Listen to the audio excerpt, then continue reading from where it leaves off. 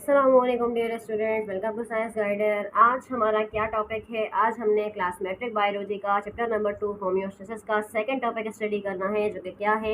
Homeostasis in plant. Previous class में हमने ये समझा था कि होम्योस्टेसिस क्या होता है और होम्योस्टेसिस किस तरह से होता है और उसके कौन कौन से मेन प्रोसेस होते हैं, तो किस तरह से बॉडी में होम्योस्टेसिस का काम होता है, ये मैकेनिज्म होता है, ये तमाम चीज़ें हमने फर्स्ट लेक्चर में स्टडी कर ली थी। ठीक है, अब हमने क्या करना है, हमने होम्योस्टेसिस एनिमल्स के अंदर भी स्टडी करना है, प्लांट्स के अंदर भी स्टडी करना है। तो हमारा जो सेकंड टॉपिक है पहले वो प्लांट्स है, कि पहले हम होम्योस्टेसिस प्लांट्स के अंदर पढ़ेंगे कि प्लांट्स में होम्योस्टेसिस किस तरह से होता है, और फिर हम एनिमल्स पे जाएंगे। ठीक है, पहले जो हमने पढ़ा था वो हमने जनरली पढ़ा था होम्योस्टेसिस के बारे में, ऑल लिविंग ऑर्गेनिजम्स के बारे में। तो आज के टॉपिक की तरफ चलते हैं, होम्योस्टेसिस इन प्लांट्स। प्लांट्स के अंदर होम्योस्टेसिस किस तरह से होता है? तो भाई देखिए, in plants different mechanism for the homeostasis of water and other chemicals. कह रहे हैं कि प्लांट्स के अंदर डिफरेंट मैकेनिज्म होते हैं होम्योस्टेसिस के लिए। अब होम्योस्टेसिस प्लांट के अंदर किस किस चीज़ के लिए हो रहा होता है? वाटर के लिए और अदर केमिकल्स के लिए। अब कौन कौन से? तो देखिए, कुछ गैसेस मॉलिक्यूल्स हैं like O2, CO2, nitrogenous waste. तो प्लांट के अंदर पानी और कुछ अदर मटेरियल्स के लिहाज से होम्योस्टेसिस हो रहा होता है। तो हम इसको वन बाय वन पढ़ते हैं कि इसका क्या मतलब है। तो देखिए, फर्स्ट क्या है हमारे पास? Removal of extra CO2 and O2। अब प्लांट्स की बॉडी के अंदर CO2 गैस भी बन रही होती है और O2 गैस भी बन रही होती है।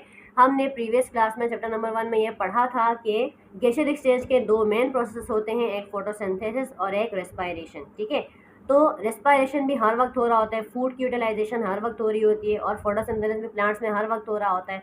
तो जाहिर सी बात है, O2 भी जमा होगी, CO2 भी जमा होगी। तो जो चीज़ जायद बनती जाएगी तो उसका बॉडी से रिलीज़ होना भी ज़रूरी है। जैसे हमने पीछे फर्स्ट क्लास में पढ़ा था कि अगर बॉडी में बहुत ज़्यादा एक्यूमुलेशन होती है किसी चीज़ की, तो बॉडी के लिए नुकसानदा होती है। तो कोई भी चीज़ जो बॉडी में बहुत ज़्यादा बन रही है तो उसका बॉडी से रिलीज़ होना भी ज़रूरी है, ताकि होम्योस्टेसिस डेवलप हो। तो चलिए पढ़ते हैं इस टॉपिक को। In day time CO2 produce during cellular respiration. अब क्या होता है, जैसे हमें पता है कि रेस्पायरेशन हर वक्त बॉडी के अंदर होता है, हर जानदार में होता है। फूड की डाइजेशन हो रही होती है और उसकी वजह से क्या होती है, कार्बन डाइऑक्साइड बॉडी में रिलीज हो रही होती है। लेकिन हमें ये भी पता है कि प्लांट में दिन के टाइम में क्या होता है, फोटोसिंथेसिस हो रहा होता है, और फोटोसिंथेसिस के प्रोसेस के लिए कार्बन डाइऑक्साइड गैस की रिक्वायरमेंट होती है। तो जो carbon dioxide gas cellular respiration से रिलीज हो रही होती है वो कहाँ यूटिलाइज हो जाती है? वो इस्तेमाल हो जाती है फोटोसिंथेसिस के अंदर। बट एट नाइट, लेकिन रात में क्या होता है? रात में तो फोटोसिंथेसिस नहीं होता, लेकिन सेलुलर रेस्पायरेशन तो हो रही है, कार्बन डाइऑक्साइड गैस तो रिलीज हो रही है, तो उसकी एक्स्ट्रा अमाउंट हो गई जमा।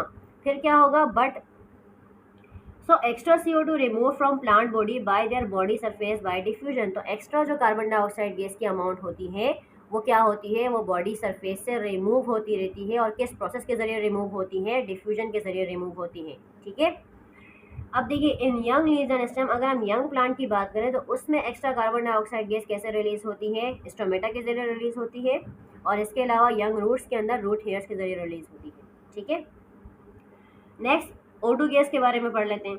तो भाई O2 गैस हमें पता है कि जब फोटोसिंथेसिस का प्रोसेस होगा तो O2 गैस भी रिलीज हो रही होती है as a byproduct photosynthesis के जरिए। अब जब वो भी ज़्यादा हो जाएगी तो क्या होगा? वो भी बॉडी से रिलीज आउट हो जाएगी, प्लांट की बॉडी से जो एक्स्ट्रा होती है।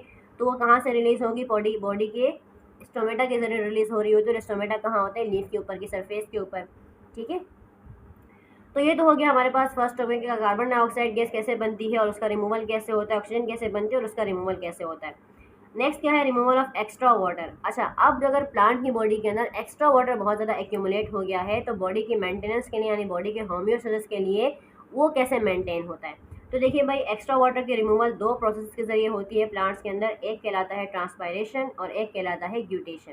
ठीक है, ट्रांसपायरेशन और ग्यूटेशन। अब दोनों में एक्स्ट्रा वाटर बॉडी से रिलीज होता है प्लांट की बॉडी से, लेकिन दोनों प्रोसेस में मुख्तलिफ तरीका है बॉडी से वाटर का रिलीज होने का। ट्रांसपायरेशन में क्या होता है? Removal of water in the form of vapours, के पानी बॉडी से रिलीज होता है, प्लांट की बॉडी से पानी रिलीज हो रहा होता है, बट वेपर्स की फॉर्म में। ठीक है, बुखारात की फॉर्म में, बुलबुलों की फॉर्म में। From aerial parts of the plant, वो तमाम पार्ट्स जो प्लांट के बाहर की तरफ है ना, जैसे स्टेम हो गई, पत्ते हो गए। ठीक है, तो जो प्लांट्स के बाहर के पार्ट्स हैं उन पार्ट्स के जरिए क्या होता है? एक्स्ट्रा वाटर रिलीज हो रहा होता है, स्पेशली लीव्स के ऊपर, लीव्स की सरफेस के ऊपर से रिमूव होता है जहाँ पे स्टोमेटा मौजूद होते हैं। ठीक है, हम कभी कभी ऑब्जर्व भी करते हैं कि पत्तों के ऊपर कभी कुछ पानी के लिक्विड, पानी के वेपर्स मौजूद होते हैं, पानी के ड्रॉप्स मौजूद होते हैं। तो वो क्या होता है कि एक्स्ट्रा वाटर का रिमूवल हो रहा होता है प्लांट की बॉडी से in the form of vapours, in the form of बुखारात। वेपर्स को उर्दू में बुखारात बोलते हैं। ठीक है, यानी बुलबुलों की फॉर्म में, वेपर्स की फॉर्म में। तो वेपर्स की फॉर्म में पानी का रिलीज होना, कहाँ से रिलीज होना, from the aerial parts of the plant, plant के वो तमाम पार्ट जो बाहर की तरफ होते हैं जिनमें स्टेम भी आती है और लीव्स भी आते हैं, ठीक है। तो ज़्यादा ये प्रोसेस हमारा लीव्स में ऑब्जर्व हो रहा होता है, लीव्स के ऊपर की सरफेस के ऊपर, क्योंकि उसमें स्टोमेटा ज़्यादा होते हैं, तो स्टोमेटा के जरिए पानी रिलीज होता है, बट किस फॉर्म में रिलीज होता है, वेपर्स की फॉर्म में। तो ये प्रोसेस क्या कहलाता है, ट्रांसपायरेशन कहलाता है। लेकिन इसकी कंडीशन है, ये प्रोसेस कब हो रहा होता है, ये प्रोसेस हो रहा होता है डे टाइम के अंदर, ठीक है। ट्रांसपायरेशन कब होगा, ट्रांसपायरेशन डे टाइम में होगा। अब आते हैं ग्यूटेशन के ऊपर। ग्यूटेशन में भी वाटर का रिमूवल होता है, बट क्या होता है, इन the form of liquid, liquid की फॉर्म में रिलीज होता है, यानी वेपर्स फॉर्म में नहीं, लिक्विड की फॉर्म में ड्रॉप्स ड्रॉप्स पानी के बनते हैं और उस फॉर्म में रिलीज होता है। कहाँ से रिलीज होता है, बिकॉज ऑफ हाई, जब लीव्स के अंदर पानी का प्रेशर बहुत ज़्यादा बिल्ट होता है। हमें ये बात पता है कि प्लांट हर चीज़ रूट्स के ज़रिए ज़मीन से ले रहा होता है, ठीक है। तो पानी, फूड वगैरह सब कुछ वो वाटर वगैरह ज़मीन से भी ले रहा होता है, ठीक है, ज़मीन से ले रहा होता है। तो जब उसके अंदर पानी बहुत ज़्यादा होता है तो पानी के हाई प्रेशर की वजह से क्या होता है कि लीव्स के ज़रिए ही वो पानी में रिलीज़ होता है। बट ग्यूटेशन में क्या होता है कि वो पानी मार्जिन ऑफ लीव, यानी कि लीव के किनारों से में रिलीज होता हुआ नजर आता है, ड्रॉप्स ऑफ लिक्विड की फॉर्म में, यानी लिक्विड्स के ड्रॉप बने होते हैं, पानी के कतरे कतरे कतरे कतरों की फॉर्म में रिलीज होता है। और पानी का कतरों कतरों कतरों की फॉर्म में रिलीज होना कहाँ से, पत्ते के साइड्स के पार्ट से, किनारों के पार्ट से। कैसे, किनारों पर छोटे छोटे छोटे छोटे सुराख होते हैं, स्पेशल पोर्स होते हैं जो क्या कहलाते हैं, हाइड्रोथोर्स।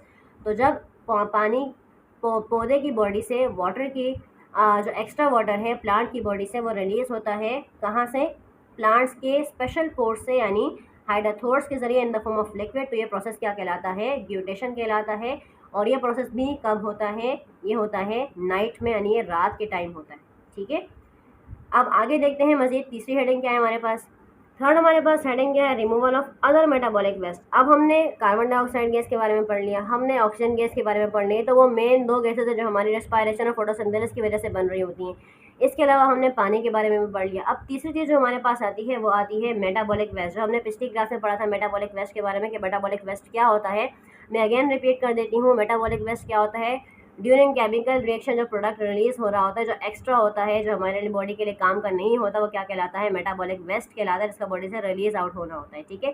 तो प्लांट की बॉडी के अंदर भी कुछ मेटाबॉलिक वेस्ट बनता है रिएक्शंस की वजह से। अब वो कौन कौन सा होता है पहले ये जान लेते हैं और फिर वो बॉडी से रिलीज कैसे होता है ये जान लेते हैं। तो देखिए, plants deposits many metabolic waste in their bodies. Plant बहुत सारे मेटाबॉलिक वेस्ट को बॉडी में स्टोर करता है, ठीक है, एज हार्मलेस इनसॉल्युबल मटेरियल्स। लेकिन वो तमाम मटेरियल्स क्या होते हैं, वो नुकसान देने वाले नहीं होते, हार्मलेस होते हैं, ठीक है। अब कौन कौन से होते हैं इस तरह के मटेरियल्स, तो देखिए फर्स्ट इन्होंने हमें बताया है कैल्शियम ऑक्जेलेट के बारे में। कैल्शियम ऑक्जेलेट क्या है, deposits in the form of crystals. अभी कह रहे हैं कैल्शियम ऑक्जेलेट प्लांट के अंदर क्रिस्टल फॉर्म में स्टोर हो जाता है। कहाँ कहाँ स्टोर होता है, लीव्स में और स्टेम के अंदर ऑफ मेनी प्लांट्स। बहुत सारे प्लांट्स के अंदर ऐसा होता है जो कैल्शियम ऑक्जेलेट होता है, केमिकल कंपाउंड है, ठीक है। तो ये क्रिस्टल फॉर्म में स्टोर हो जाता है, कहाँ पर स्टोर होता है, लीव्स में और स्टेम में, ठीक है। कौन से वाले प्लांट्स में होता है, तो जैसे मिसाल के तौर पर इन्होंने टोमेटो प्लांट की एग्जांपल दी है। तो इस तरह के बहुत सारे प्लांट्स होते हैं जिनके अंदर कैल्शियम ऑक्जेलेट जो है वो क्या होता है, डिपॉजिट हो जाता है इन द फॉर्म ऑफ क्रिस्टल्स। लेकिन जैसे हमने ऊपर पढ़ा था कि ये हार्मलेस सब्सटेंसेस होते हैं और इनसॉल्युबल होते हैं प्लांट के लिए, तो अगर स्टोर रहेंगे भी तो प्लांट को कोई फर्क नहीं पड़ेगा, ठीक है। नेक्स्ट देखिए हमारे पास क्या है, रेजन्स बाय कॉनिफेरस ट्रीज। अच्छा, कॉनिफेरस ट्रीज क्या होते हैं, जिनमें नोकीले फल फ्रूट्स वगैरह लगते हैं, ठीक है। जैसे हम अगर बड़े बड़े दरख्तों की बात करें जो बहुत ऊंचे, लाइक पाम ट्री की तरह जो दूसरे जंगलात नहीं होते जिनमें कॉनिकल फ्रूट्स वगैरह होते हैं, उनको कॉनिफेरस ट्रीज कहा जाता है। तो कॉनिफेरस ट्रीज के अंदर भी जो मेटाबॉलिक वेस्ट होता है उनका वो रेजन कहलाता है, ठीक है। अब रेजन्स क्या होते हैं, तो कभी कभी हमने ऑब्जर्व किया होगा जो बड़े बड़े पुराने दरख्त होते हैं, अगर आप उनकी स्टेम को खरोचते हो तो उसमें से बहुत स्टिकी ड्रॉप्स निकलना शुरू होते हैं पानी की तरह, ठीक है। तो वो पानी लाइक ड्रॉप्स क्या कहलाते हैं, रेजन्स कहलाते हैं, ठीक है। तो रेजन में क्या होता है, पानी, प्लांट का वेस्ट प्रोडक्ट होता है। नेक्स्ट क्या है, गम्स बाय नीम की गर। अच्छा, गम क्या है, बिल्कुल स्टिकी चिपचिपा सा मटेरियल जो कभी येलो कलर का भी होता है, कभी वाइट कलर का भी होता है, कभी कलरलेस भी होता है। तो गम्स रिलीज करता है प्लांट, वो भी उसका वेस्ट प्रोडक्ट होता है। वो कौन कौन से प्लांट्स रिलीज करते हैं, स्पेशली नीम प्लांट और कीकर प्लांट, ठीक है। नेक्स्ट क्या है, लेटेक्स भी वेस्ट प्रोडक्ट है प्लांट का। कौन से वाले प्लांट्स रिलीज करते हैं, खास तौर पर जो इनमें इन्होंने कुछ कुछ एग्जांपल्स दिए, ज़रूरी नहीं है कि इनके अलावा कोई प्लांट्स नहीं होंगे, इन्होंने जस्ट आपको एग्जांपल्स के तौर पर बताया है कि ये वाले प्लांट्स भी हैं जो ये प्रोडक्ट्स रिलीज करते हैं। तो लेटेक्स भी एक तरह का वेस्ट प्रोडक्ट होता है। कौन से प्लांट रिलीज करते हैं, रबर प्लांट रिलीज कर रहा होता है, ठीक है। और भी प्लांट्स रिलीज कर रहे होंगे, इन्होंने आपको स्पेसिफिक एक मिसाल दी है। नेक्स्ट क्या है, म्यूसिलेज। अब म्यूसिलेज क्या होता है, by carnivorous plant and lady fingers. Carnivorous plants क्या होते हैं, जो गोश्तखोर, यानी वो प्लांट जो इंसेक्ट्स को खाते हैं, ठीक है। प्लांट्स में भी ऐसे प्लांट्स हैं जो इंसेक्ट्स को खाते हैं, आप डायग्राम में देख लो, मैं आपको साथ साथ बता रही हूँ। तो वो प्लांट जो कि इंसेक्ट्स को भी खाते हैं, बाकी चीज़ों को तो खाते ही हैं, लेकिन इसके यानी बाकी उनका फोटोसिंथेसिस के जरिए भी वो फूड प्रिपेयर करते हैं, लेकिन वो इंसेक्ट्स को भी खाते हैं। तो उनके अंदर जो स्टिकी मटेरियल होता है, जिसके ज़रिए कोई भी इंसेक्ट उनके सामने आता है ना, जब यानी आसपास कोई भी इंसेक्ट, उनके भी अल्लाह ताला ने डिटेक्टर्स लगाए हुए, ठीक है। तो वो जिस तरह हमारे सेंस ऑर्गन्स है, उस तरह उनके वो सेंस ऑर्गन्स की तरह काम करते हैं।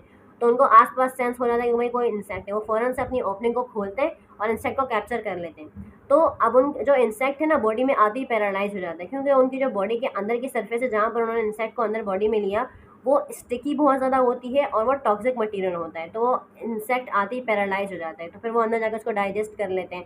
तो म्यूसिलेज यानी मटेरियल होता है। तो ये कार्निवरस प्लांट भी रिलीज़ करते हैं, और इसके अलावा लेडी फिंगर जो है यानी भिंडी, वो भी रिलीज़ करती है, उसके प्लांट भी। भिंडी के साथ अगर हम देखते हैं ना, हम जब भिंडी को वॉश करते हैं तो वो बिल्कुल बहुत ज़्यादा स्टिकी फ्लूइड होता है, ठीक है। उस तरह का स्टिकी फ्लूइड जिस पे हर चीज़ जाके स्टक हो जाती है, चिपक जाती है, तो इसको बोलते हैं म्यूसिलेज। तो म्यूसिलेज भी एक तरह से क्या होता है, प्लांट का वेस्ट प्रोडक्ट होता है, ठीक है। तो ये भी क्या होता है, वेस्ट प्रोडक्ट है। अब ये तमाम चीज़ें जो है वो देखें, मैंने नीचे लिखा हुआ है, टू कैप्चर इंसेक्ट, इंसेक्ट को कैप्चर करने के लिए इस तरह का प्रोडक्ट रिलीज़ करते हैं। अच्छा, अब ये तमाम चीज़ें वेस्ट प्रोडक्ट हैं, अब ये रिलीज़ कैसे होती हैं होम्योस्टेसिस को मेंटेन करने के लिए, होम्योस्टेसिस के लिए। तो देखिए लिखा हुआ है, इन लीफ फॉल ईयरली, जन प्लांट्स के अंदर सालाना जो है वो पत्ते गिरते हैं, ठीक है।